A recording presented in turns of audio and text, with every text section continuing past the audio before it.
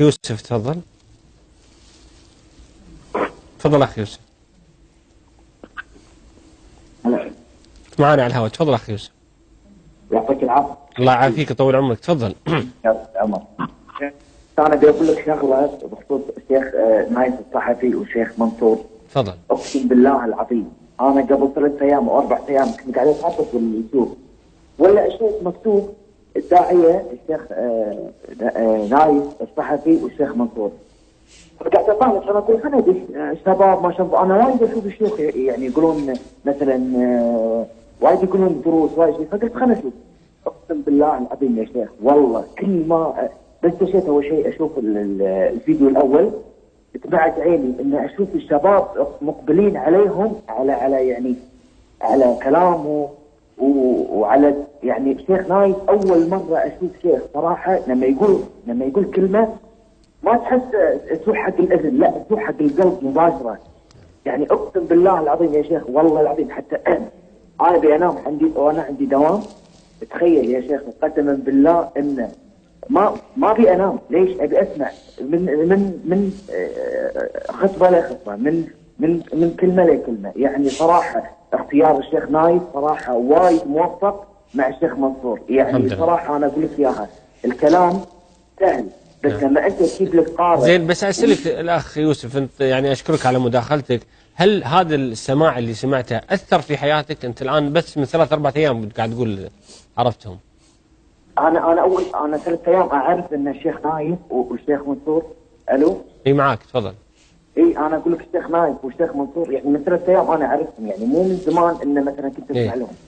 بس اقسم بالله العظيم ان الشيخ منصور بنص حوار الشيخ نايف يدش بايه. يعني عرفت اللي يقول لك لما انت يقول لك معلومه تثبت المعلومه بالايه. يعني انا صراحه انا شاكر لك جدا على مداخلتك وعلى احساسك الجميل بان فعلا الاثر اللي قاعد يقدمونه اخواننا نسال الله لهم الثبات والتوفيق. عليكم السلام ورحمه الله وبركاته. تفضل. ابي نصيحه من الشيخين منصور والشيخ نايف الصحفي. يا جماعه انا عاصي فاصلي ارجع لربي ارجع اسجد ادعي ربي انه يردني، لكني استمر يومين مرة ثانية ارجع واعزي والدي واعصي ربي. زين اخوي محمد، ايش رايك تسمع الرسالة على الهواء مباشرة من الشيخ منصور والشيخ نايف؟ الشيخ نايف شو تقول للاخ محمد؟ يقول انا اروح وارجع، وانا كنت بسالك عن السؤال هذا قبل الفاصل، شو تقول حق الاخ محمد؟ ماشي. وصيتي لاخوي وحبيبي انه بعد ما ينكسر قلبه ويعلنها توبة لله يبحث عن أسباب الثبات. لأن في ناس ينهزمون أمام الشيطان، أن الشيطان خلاص أنت خربتها، خلاص ما في مجال. المجال مفتوح والباب مفسوح ويمديك ترجع مرة ومرتين. سمعت من أحد العلماء يقول تب إلى الله المرة ال1000 وإياك أن ينتصر عليك الشيطان في الجولة الأخيرة لسكرات الموت. ارجع مرة ومرتين و3 و10 واستغفر وتوب. بس ما يفهم من هذا الكلام إن نتجرأ على الله ونعصيه، لكن قد يتوب الإنسان فتغلب نفسه وشيطانه فيعصي.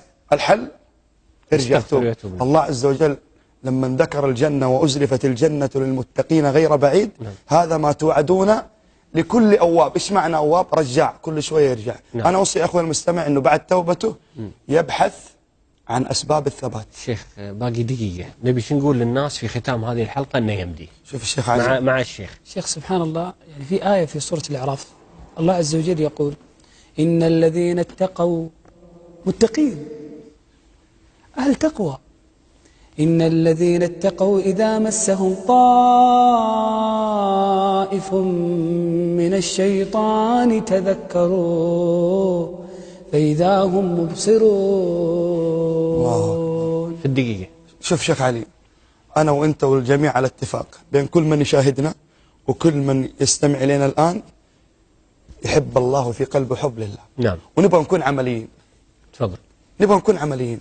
اسمعوا يا غالي، اسمع يا غالية، في نهاية هذا اللقاء الله عز وجل الله الرحيم الكريم يريد مني أمر، ويريد منك شيخ علي، ويريد منك شيخ منصور، ويريد من كل من يشاهدنا الآن.